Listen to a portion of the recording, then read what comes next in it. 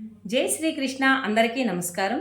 మన Shri Sai Krishna Bhagavad Gita institute channel ద్వారా భగవద్గీత మొదటి అధ్యాయం ఏ విధంగా పఠించాలి అనేటువంటిది, ఏ విధంగా పారాయణం చేయాలనేటువంటిది మన ఈ వీడియో ద్వారా మీకు చూపించబోతున్నాను. ఓం శ్రీ పరమాత్మనే నమః. శ్రీమద్భగవద్గీత అథ ప్రథమోऽధ్యాయः. అర్జున విషాదయోగः.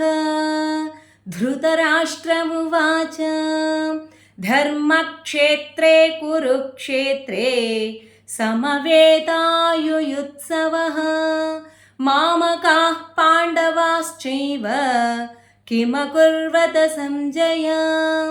సంజయ ఉవాచ దృష్ట్వా తు పాండవానీకం వ్యూఢం దుర్యోధనస్తదా ఆచార్యాముపసంగమ్య రాజా వచనమబ్రవీత్. పశ్యైతాం పాండుపుత్రాణాం ఆచార్యమహతీం చమూం వ్యూఢాం ద్రుపదపుత్రేణ తవ శిష్యేన ధీమతా.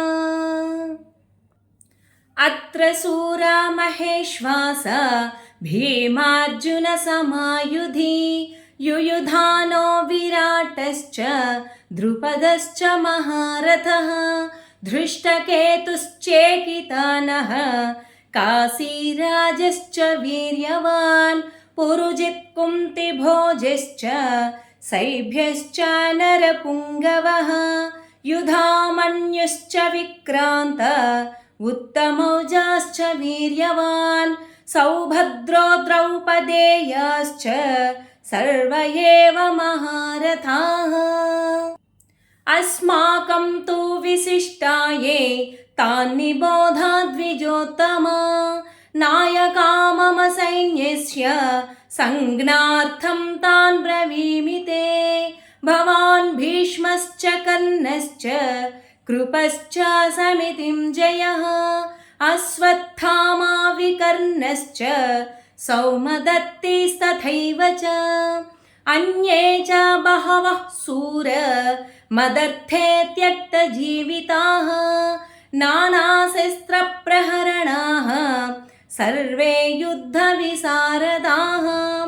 అపర్యాప్తం తదస్మాకం బలం భీష్మాభిరక్షితం పర్యాప్తం త్విదమే తేషాం బలం భీమాభిరక్షితం. జై శ్రీకృష్ణ. అందరూ ఎవరైనా చూసే ప్రేక్షకులందరూ మా ఛానల్ వారికి తప్పనిసరిగా లైక్ అండ్ సబ్స్క్రైబ్ చేస్తారు, షేర్ చేస్తారు. ఇలాగే మన ఛానల్ని ప్రోత్సహిస్తూ, మమ్మల్ని ప్రోత్సహిస్తూ మరిన్ని వీడియోలు మేము అప్లోడ్ చేసే విధంగా మాకు ఎంకరేజ్ చేయండి. జై శ్రీకృష్ణ.